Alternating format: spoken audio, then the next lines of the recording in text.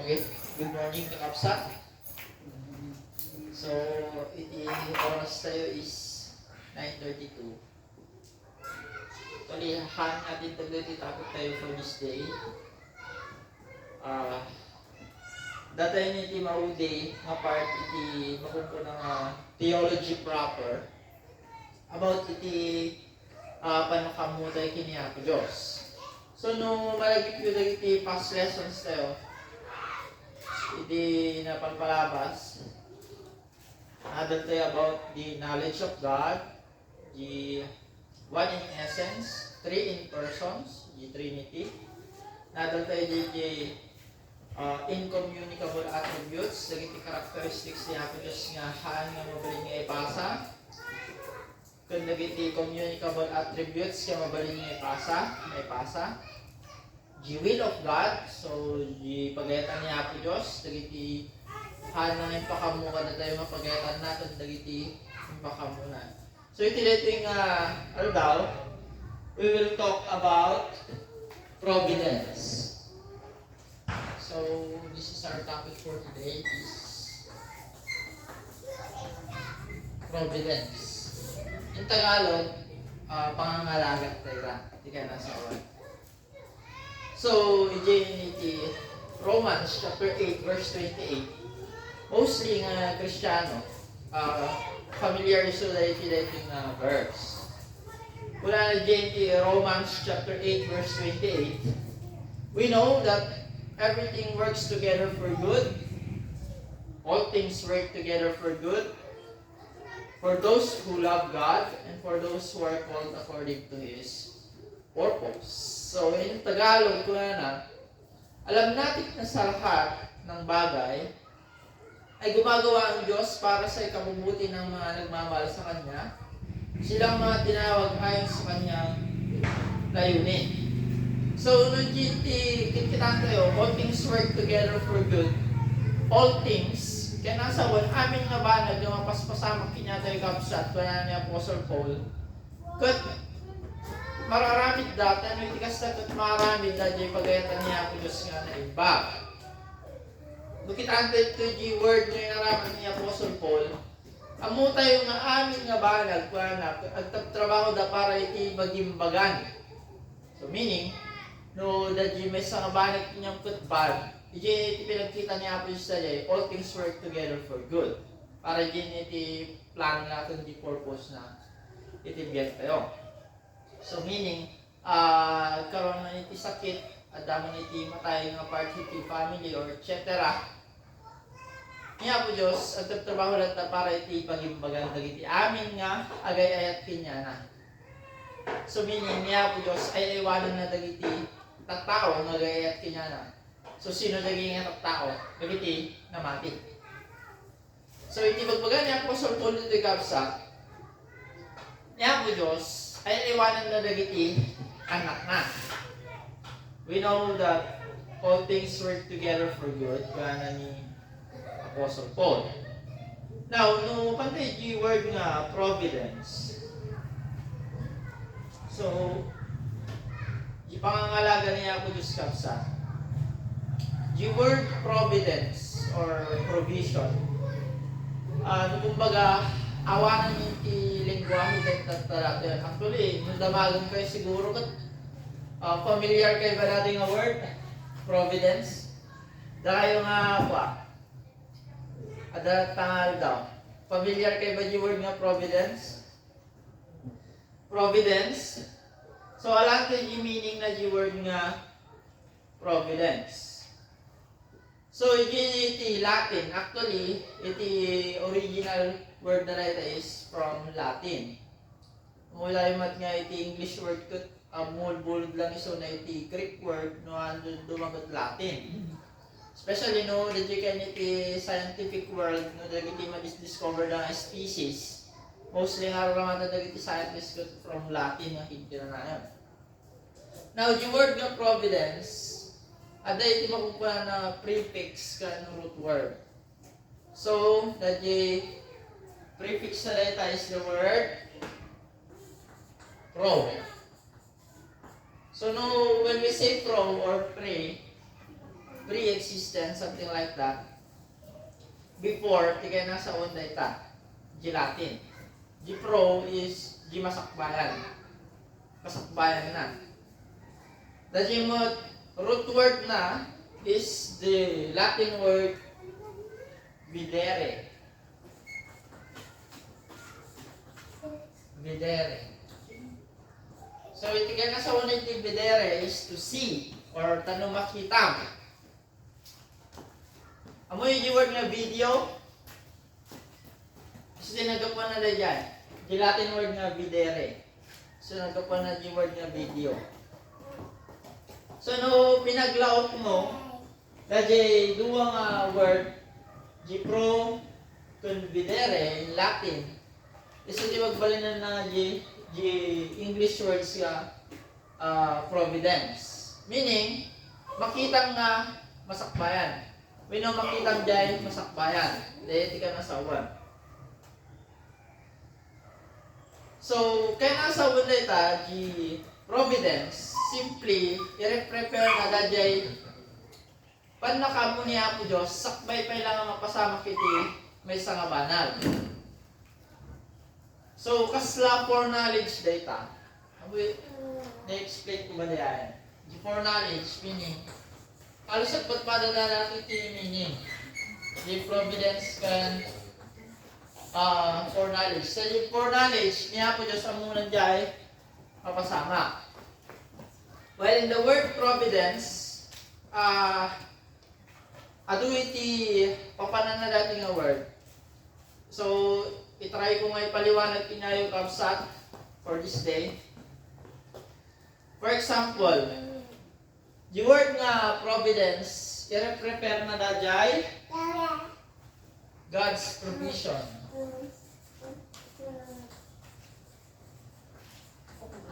For His people.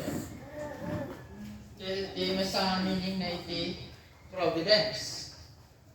When the jay panangay ewan niya po Diyos kadagiti tattao na. When we say provision, i-prepare tayo dagiti pambanag nga maala tayo in the near future when no dagiti dato mga masabol tayo iti masakbayan. For example, hantay nga mo no niya iti mapasamak ng bigat, diba? Ngam, agisagsagana tayo, tatangal daw para dagiti mapasamak no bigat.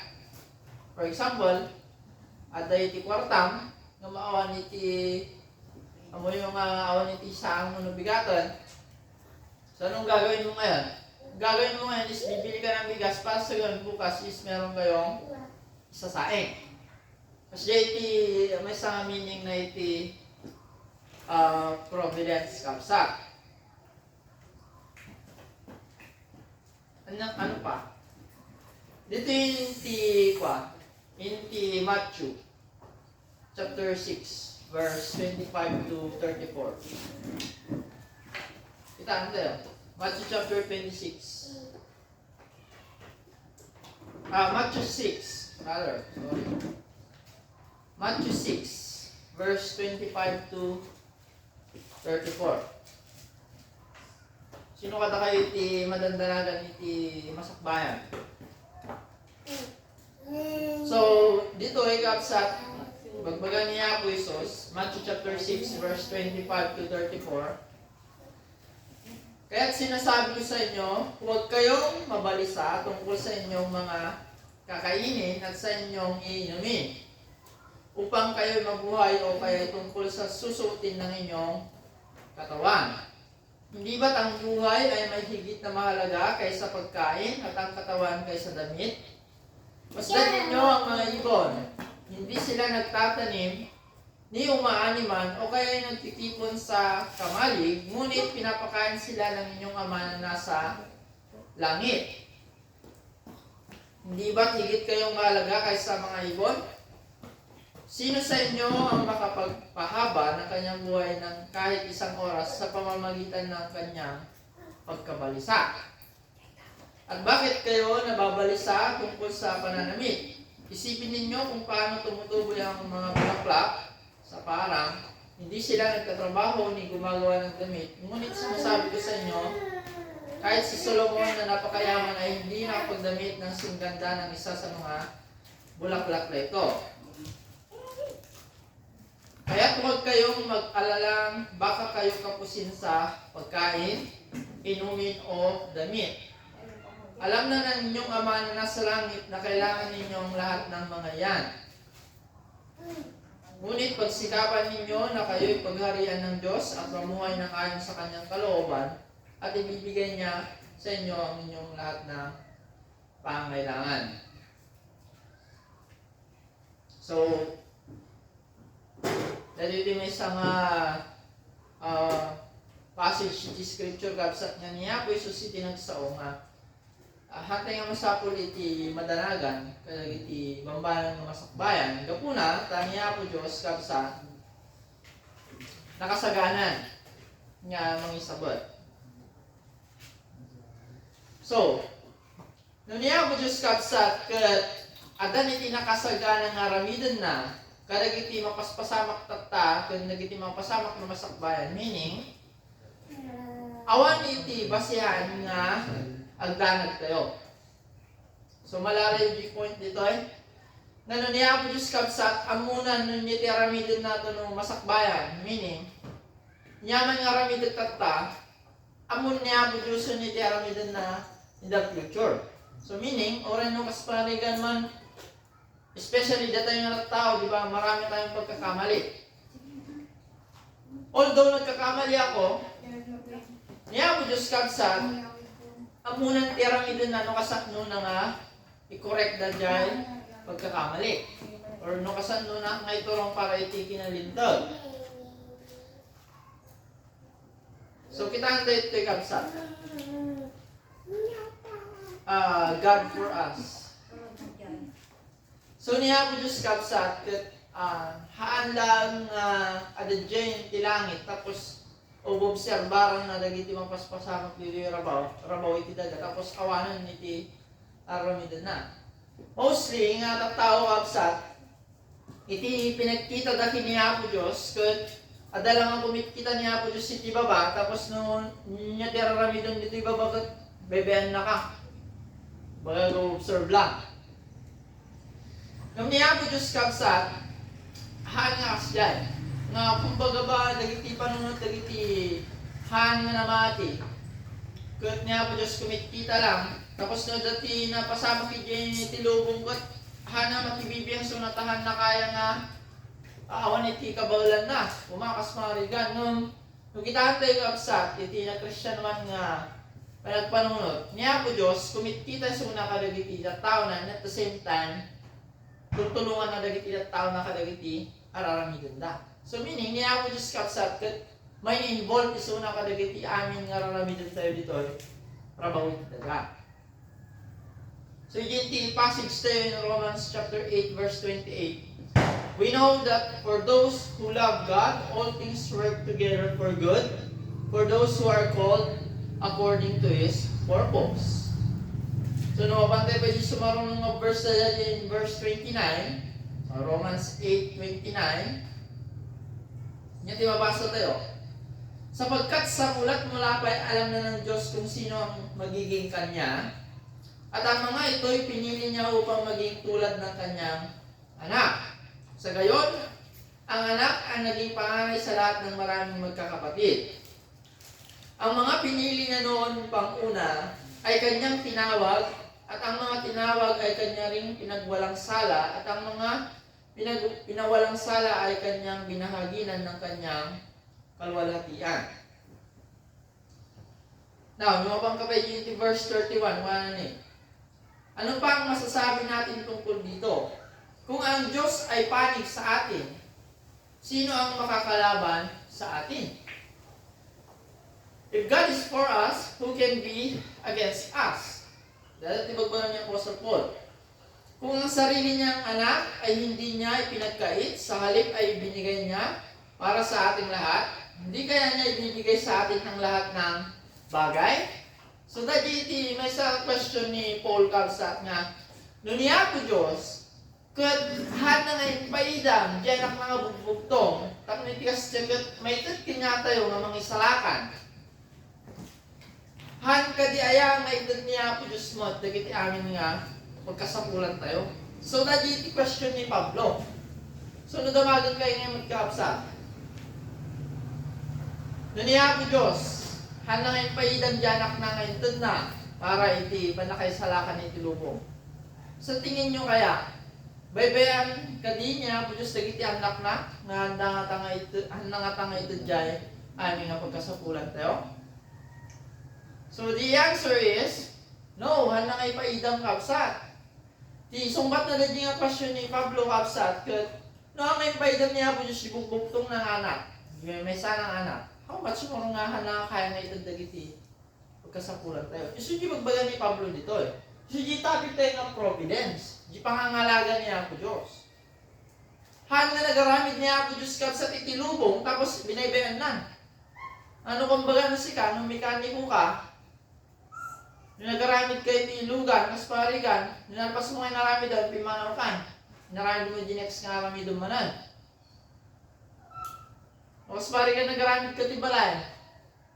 Nalpas ka naramid di balay, pimanaw ka, nagaramid ka man tinex sa balayan. Tapos nung kasparigan perdi na di balay, ang kasikat iya bandan, di sa balin, nga nangaramid. Ang actually niya po Diyos kapsa. Niya po Diyos, amin nga pinaksuan na, bambantayan na, alalagaan na, isuna kapsa di timang tingtinggal, kita nga pinaksuan na. Iti angin kapsa, hanga makapuyot, no ang ngay palubos iti apo. No iti daluyo nang umay, no ang ngay palubos ni Apo Diyos. No iti bagyo hang umay, no ang ngay palubos ni Apo Diyos. Kasi mat nga ni Hope, iti adda nga sinulisubsonan ni Satanas, han nga nakagaraw ni Satanas, iti biyag ni Hope, no han nga muna nga pinalubusan ni Apo Diyos. So meaning kapsa, amin nga paspasa makitibiyag tayo, naka-inline isunay din iti plano ni Apo Diyos, iti mangyari din iti ending na. Iti rigats na gamin, datayo nga tao, hantay nga muna niya ti mapaspasamak iti masakbayan. Hantay nga mo iti mapasamak iti masakbayan. Dadi iti point. Nung niya po Diyos kapsat, makikita na dadi ending, dadi sitwasyon mo kagta. Mas pari kang gumalagtagat, aday iti pakanilibukang tatanga mismong aldaw. Tandawagom niya po Diyos, Lord, nga iti plano nyo tayo gastoy. So, ijin iti kinatakwan nga palagpanunod kapsat, nagrigat. Diba? Kaslaman lang ba, awan iti pagpatingganan nga tirigat mo. Kumlaglagi pa ang kapsat, nga hangin palubos niya po Diyos iti may sangabanal, no awan iti pagsayaatan na nga masakbayan. Kasi di magbaga ni Apostol Pablo nga, all things work together for good for those who love God. Amin nga bambanag, katong paspasamak da para iti pagimbagan dagiti agayayat kini Apo Diyos. That is why, maganamat lang ni Pablo, dyan iti 1 Thessalonians, in everything give thanks, for this is the will of God in Christ Jesus concerning you. Now, nun niya Apo Diyos para kinya tayo, meaning, no kakampitay niya Apo Diyos kapsat, sino iti makabalin nga makalaban ka na tayo? Dati ba iti may isang point ni Apostol Pablo kapsa? No, pantay pa hindi tuloy na. Wala na ni. In verse 33, Romans 8:33. Sino ang makakapagharap ng paratang laban sa mga hinirang ng Diyos? Gayong ang Diyos ang nagpapawalang sala sa kanila. Sino iti makabalin nga mangilunod kada tayo, no niya po Diyos nga mismo iti nangikat iti basbasol tayo. Dahil iti may sa magbaga ni Pablo kapsa. Sino ang hatol na sila'y parusahan? So, iti question ni Pablo, sino kuma iti makabalin nga mangilunod, mangidarom, kada iti tao nga inikatan niya po Diyos iti basbasol ta. Sino ang hatol na sila'y parusahan? Si Kristo Jesus na pinatay. Ngunit higit sa lahat ay muling binuhay. Ngayon ay nasa kanan ng Diyos upang mamagitan para sa atin. Now, in verse 35, sino ang makapaghiwalay sa atin sa pag-ibig ni Kristo? Ang kaguluhan kaya? Ang kapigatian? Pagpusik? Pagkagutom? Kahirapan? Panganib? O kamatayan? Ay, verse 37 mo na, hindi. Sa lahat ng mga ito, tayo siguradong magtatagumpay sa pamamagitan niya na nagmamahal sa atin. We are more than conquerors for Him, through Him who loved us. Kaya na ni Apostle Paul. Sunod na magot tayo sa titibagbagi tayo. Sino iti makasina kada tayo iti ayat ni Kristo? Ay iti question ni Pablo eh. So nang tadisuna iti possible answers. Sino iti makabaling nga makapagsina?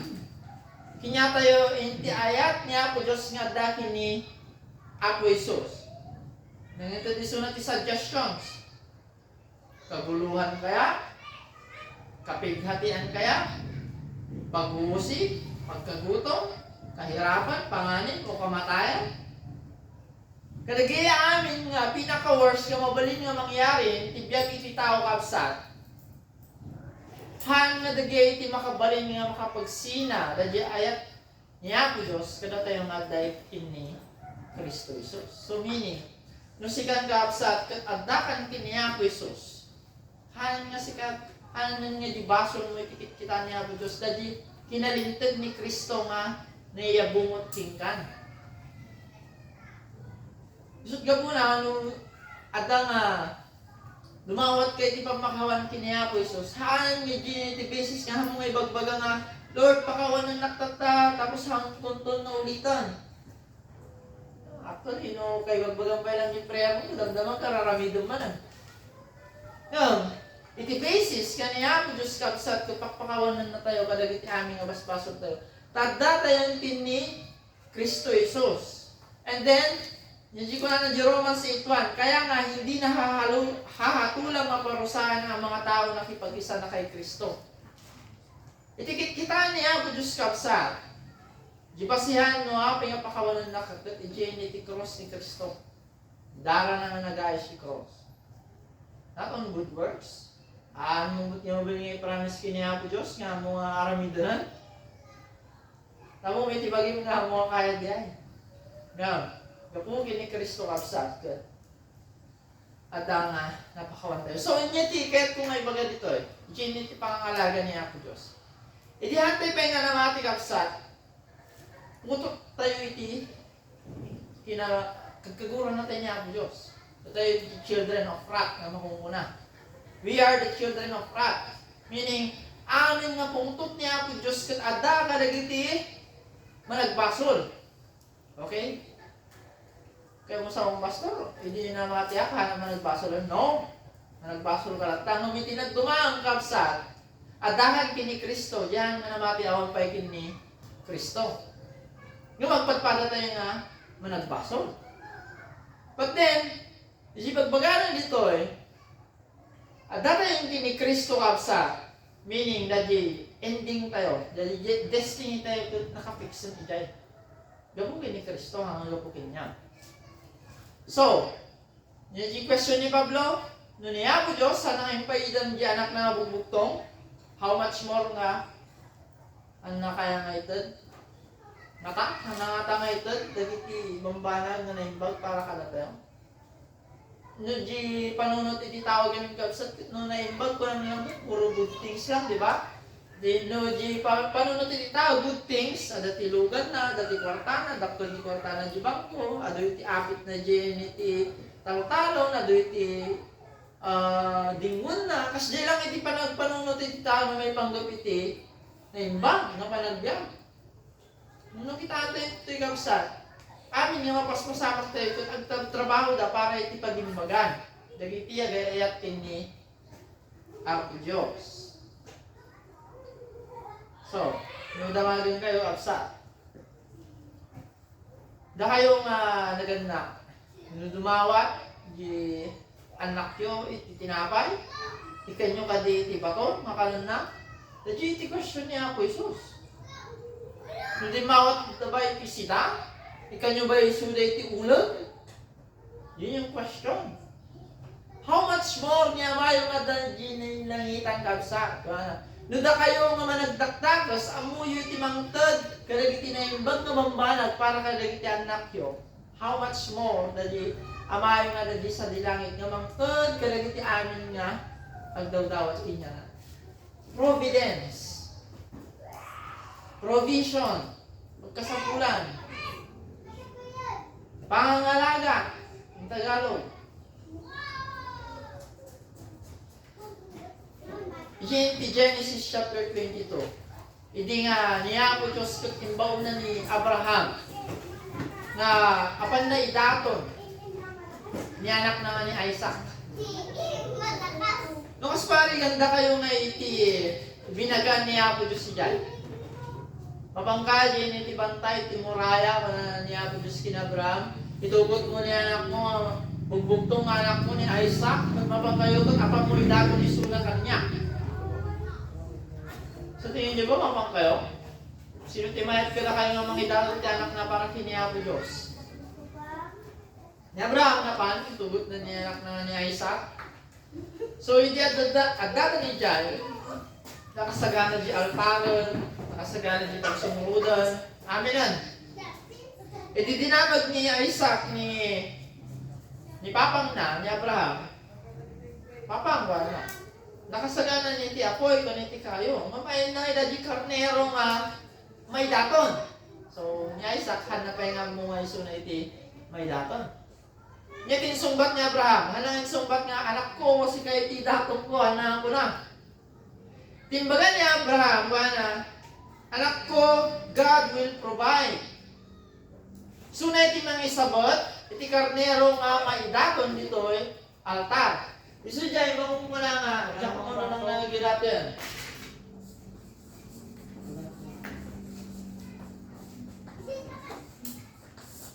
Jehovah Jireh. Meaning, God will provide. Tapay kanta na nito. Jehovah Jireh, my provider. You are more than enough for me. Jehovah Jireh, meaning God will provide. So, if God will provide, then why worry? Kasi mapantay man ni GNT Matthew 6. Noon niya mo Diyos kabsat, isabot na, pagkasapulan nagiti anak nga, then apay nga, pagdanag ka. So, GNT Matthew chapter 6, nga isursuro ni Apo Isus, nga matalakay tayo tumalang, iti sumarsaro ng Domingo, palabas ni Apo. About anxiety. Nga hamo masapol nga pagdanagan, nagiti masakbayan nagiti masakbayan, hamo masapol nga pagdanagan. Namahalamat kay nga sa uwan kabsat nga hanggang trabaho. Okay? Anang imbaga ni Apo Isus si Jay nga hanggang madanagan, iti masakbayan, iti pagbadong, minit ka na, kapuna ta mga pagdanagan hanggang trabaho, na ako na. Timbaga na lang hanggang agdanag. Handa kahit nga sa uwan nga hanggang nga agtrabaho. Tano kas pangarigan, si kay ti ama iti pamilya, especially kada tayo nga lalaki, natuntong iti tiyempo nga ikanatay niya po Diyos iti family tayo. Hindi ko na niya Apostol Pablo. No iti ama iti balay, iwana. Katahan na nga ito, di pagkasapulan iti pamilya na, nadakdakas pa iso ng amitihan nga namati. Ano ni Apostol Pablo. Is worse than an unbeliever. So iti ama, iti balay kapsat, suna iti the responsibility na nga mga isabot, iti pagkasapulan iti pamilya na. And data yung anak ni Apo Diyos, responsibility ni Apo Diyos nga isabot na iti pagkasapulan na iti anak na. So Jehovah Jireh, God will provide. Genesis chapter 22. So dati iti first time na ni Apo Diyos kat naawagan. Iti kasday nga nagan. And ultimately, iti cross, kabsa, na idakon dajay supreme lamb. Yun iti karnero nga awan iti mulit na. So providence. Lalay pa lang iti providence kapsa. So the doctrine of providence, ado iti sa pupun na dito Mas parigan, idi adda nga pinarso niya po iti lubong. Genesis chapter 1 verse 1. In the beginning, God created the heavens and the earth. The word na create, in Hebrew, hindi ka na sa word bara. Bara, meaning, han nga da nagparswa niya po Diyos tapos kat pinanawan na. No. Naglagay po nyo nga hang nga kasi niya po Diyos kapsat. Numalagip yun na jay, lesson tayo di napalpalabas about the asceti. Sino iti makalagip niya natin? Asceti, meaning na di self-existent. Self-existence. Self-existence, meaning niya po Diyos kapsat, isuna lang ti adat ti kastoy na karakteristik. Nga iti kasi, kaya nasa wan iti asceti kapsat, awan iti nakadependahan na niya po Diyos na bana. Meaning, bukod na, kaya na iti agbyag. So, alam niyo di naadal tayo, niya po Diyos, awan iti nagapuan na. Okay? Awan iti nagapuan na. Isuna iti amin nga nagapuan na iti amin nga banbana. So, niya po Diyos kapsat, iti nagparsway isuna iti langit kundaga. Isuna mat lang kapsat iti mang tingtingal. Meaning isuna mat lang iti mga aywan. Nung iti panagkita, iti tatawal tayo, especially nung iti ang mga panahon, is the, bilante ko, law of nature, nung mga daw mas parang ni Mother Earth, nung mga da, siya iti panunod dagiti hana na mati. Ano nagbagyo, baka ni Lubong, nada. Nukas parigan no naglayos, datang tumog kami ta, putputod kay iti kayo, no kanada. Tapos di panunod iti tawatan. Although, in part, ada iti connection na, ngamahan nga iso iti ultimate nga reason na. Makalkalbo di kagubatan na, no kanada, gabot ti illegal lagi, kanada. Sudgab mo na nagtulog at nag-landslide na manada kasi, di ba? Di ba nagiging kasi iti mga magyo? Although, pakas ko ng karoon na dahil iti connection na ngamahan nga dahil iti ultimate nga reason na apay nga dahil landslide, apay nga dahil iti layos, apay nga dahil iti poor. Naglagyan nyo kapsat nga niya po Diyos timang tingtingal ka iti amin nga bambanang. Iso na timang tingtingal iti daga, iso na timang tingtingal iti kayo, bagyo, layos, danom, iti bantay, baybay. Apo init, mga napan, apo bulan, mga napan. Di ba lagi init ka, mga napan.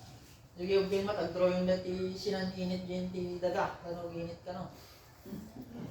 Nadaya nga tanga mo nga niya, Diyos ti mga ipalpalubos ka, lumuwag di init, di ba? Dapat dagiti na tuma, nga di tsure. Actually, matalakay din natin yung next week ang malubos niya ako about the creation and anthropology. Na itinagapuan iti lubong ka, no? Kat ada iti tiny molecules. Tapos, one day, yung so di Big Bang Theory ang kunata. Many theories. Nung niya po Diyos kapsat, awan iti nakadependaro na nga banag. Nung na tayo, adak. Nung niya po Diyos kapsat, kat inyawin na kan.